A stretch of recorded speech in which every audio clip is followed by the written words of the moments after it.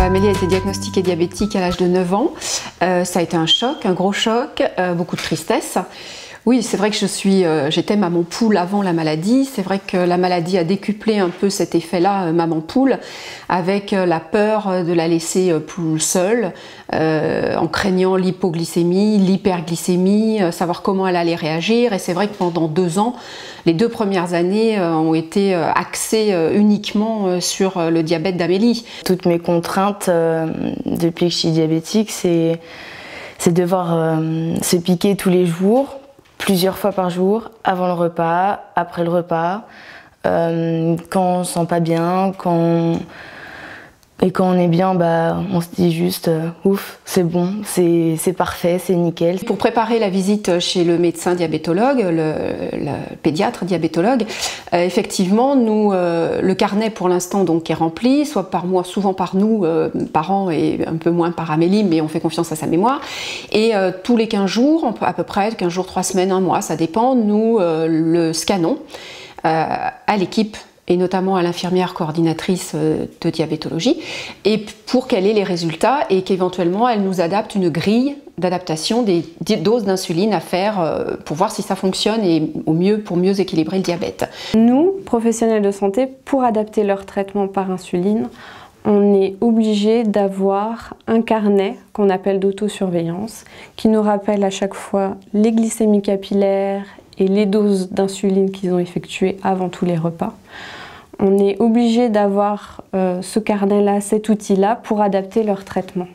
À propos du carnet, c'est un peu compliqué parce que forcément, je ne le remplis pas. Ce sont mes parents qui le font. Et quand je le fais pas, on me tape un peu sur les doigts. Parce que forcément, on ne sait pas ce qu'on a fait par la journée, ce que j'ai fait comme insuline, si j'ai eu des hypos, si j'ai eu des hyper, et c'est juste un peu embêtant. Actuellement, je fais à peu près une dizaine de courses par an. Ça va du 10 km au marathon, en passant par des semi-marathons ou même des courses de montagne. Le diabète est vraiment en parallèle par rapport à cet entraînement sportif, puisque tout comme je tiens une grille d'entraînement, un plan d'entraînement sportif, je vais tenir le carnet de traitement du diabétique. Seulement, c'est vrai que ça peut être vraiment contraignant à remplir et on ne le fait pas toujours.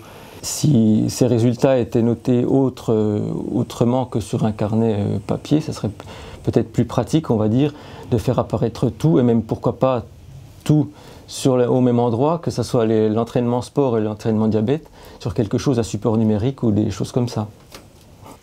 C'est vrai que s'il y avait des outils modernes qui permettent de transmettre ces données-là directement à l'équipe médicale, lors de l'entretien trimestriel, ce serait quand même beaucoup plus aisé, et au moins ils auraient déjà les données pratiquement au jour le jour, donc on pourrait en plus réagir très vite, et aussi ça nous permettrait de dégager du temps pour parler d'autres choses comme de l'alimentation, du sport, du moral aussi, enfin de plein d'autres sujets qui sont peut-être moins abordés quand on n'a pas les données techniquement transmises immédiatement.